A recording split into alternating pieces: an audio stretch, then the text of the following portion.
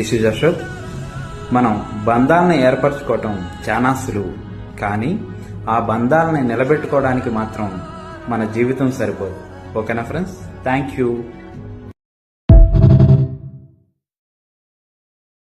Hi friends, this is Ashok.